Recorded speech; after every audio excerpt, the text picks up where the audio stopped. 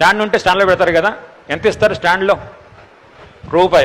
రేట్లు పెరిగినాయి సార్, ₹2 చేశారు ఇప్పుడు, ఇన్ఫ్లేషన్. అంటే మీ చెప్పుల్ని స్టాండ్లో పెడితే ₹2 చెల్లించాలి మీరు. అయితే స్టాండ్లో పెట్టకుండా బయట పెడితే మీ చెప్పులు పోవచ్చు, పోకపోవచ్చు. అయినా రిస్క్ ఎందుకని చెప్పి మీ సెకండ్ హ్యాండ్ చెప్పుల్ని ₹2 పెట్టి అరగంట కోసం ఇన్సూరెన్స్ చేయించి గుళ్ళకి వెళ్తున్నారు కదా మీరు. చెప్పులకి ఇన్సూరెన్స్ చేయించి లైఫ్ చేయించుకోవడం ఏమన్నా న్యాయం ఆలోచించండి. సినిమాకి వెళితే అరగంటకో 2.5 గంటల కోసం బైక్ని ఇన్సూరెన్స్ చేయిస్తాం కదా.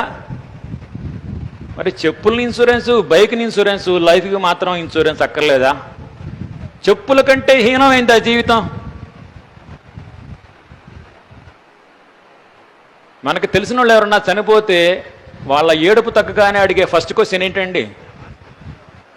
ఇన్సూరెన్స్ ఏమన్నా ఉందా అని అడుగుతారు కదా.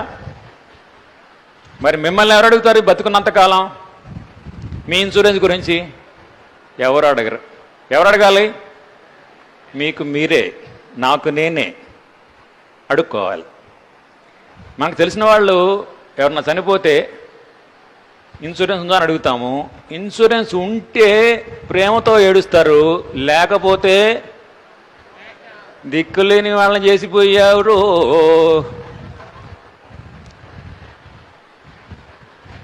నేను 2 రోజులు ఊరెళ్తే మా ఇంట్లో 1000-2000 ఇచ్చి వెళ్తా. 10 రోజులు ఊరెళ్తే 5-6 ఇచ్చి వెళ్తా. 4 రోజులు ఊరెళ్తే 15-20 ఇచ్చి వెళ్తా. పర్మనెంట్కి పోతే ఎంత ఇచ్చిపోవాలి? అదే ఇన్సూరెన్స్.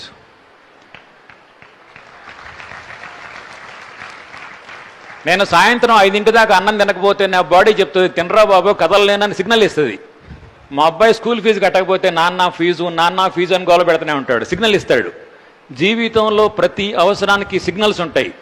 కానీ భగవంతుడు నీ ప్రాణం తీయడానికి వచ్చినప్పుడు, నాయన నీ ప్రాణం తీయడానికి వస్తున్నానా, నువ్వు ఇన్సూరెన్స్ చేయించుకో అని సిగ్నల్ ఇస్తాడా దేవుడు? సిగ్నల్ రావు. ఒకవేళ వచ్చినా we will be out of coverage area. మనం ఇన్సూరెన్స్ బతుకున్నంతకాలం ఆలోచించాం, ఎందుకంటే మనం ఉన్నంతకాలం దాంతో అవసరం రాదు కదా. కానీ దాని అవసరం వచ్చినప్పుడు మనం ఉండం కదా.